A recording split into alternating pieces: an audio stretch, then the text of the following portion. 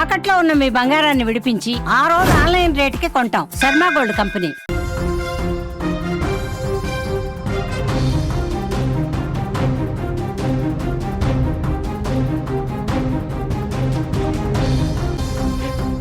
Right, breaking news చూస్తున్నాం. Ahmedabad airport లో భయానక దృశ్యాలు కలవరపెడుతున్నాయి. క్షతగాత్రులు, ఆర్తనాదాలు, మృతుల బంధువుల ఏడుపులు, ప్రయాణికుల భయాందోళనల మధ్య అహ్మదాబాద్ ఎయిర్పోర్ట్ దద్దరిల్లుతోంది. విమానం కూలిన ఘటనలో ఇప్పటి వరకు 100 మందికి పైగా మృతి చెందినట్లు తెలుస్తోంది. మృతుల సంఖ్య మరింత పెరిగే అవకాశం కనిపిస్తోంది. ప్రమాద సమయంలో విమానంలో మొత్తం 244 మంది ప్రయాణికులు ఉన్నట్టు తెలుస్తోంది.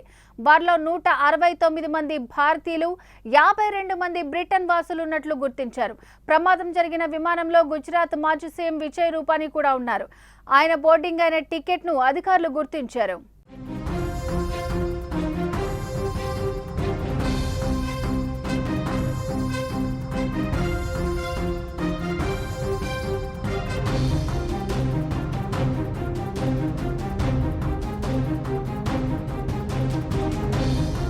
ఎయిర్ ఇండియాకు చెందిన బోయింగ్ 787 విమానం 232 మంది ప్రయాణికులు, 12 మంది సిబ్బందితో సహా మొత్తం 244 మందితో లండన్కు పయనమైంది.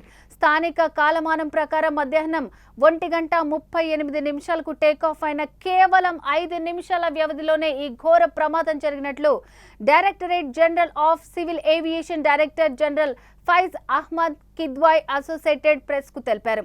ప్రమాద విషయం తెలిసిన వెంటనే విమానాశ్రయంలో అత్యవసర సహాయక బృందాలను అప్రమత్తం చేసినట్టు ఆయన వెల్లడించారు.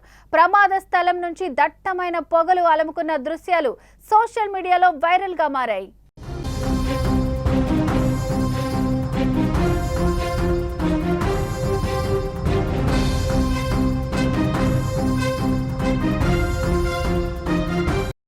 మరోపక్క విమాన ప్రయాణ సమాచారాన్ని అందించే ఫ్లైట్ రాడార్ 24 వెల్లడించిన ప్రాథమిక ఏడిఎస్బి డేటా ప్రకారం AI-171 విమానం గరిష్టంగా 625 అడుగుల బారోమెట్రిక్ ఎత్తుకు చేరుకున్నట్టు తెలిసింది. ఆ తర్వాత హఠాత్తుగా నిమిషానికి 475 అడుగుల వేగంతో కిందకు దిగడం ప్రారంభించిందని సమాచారం.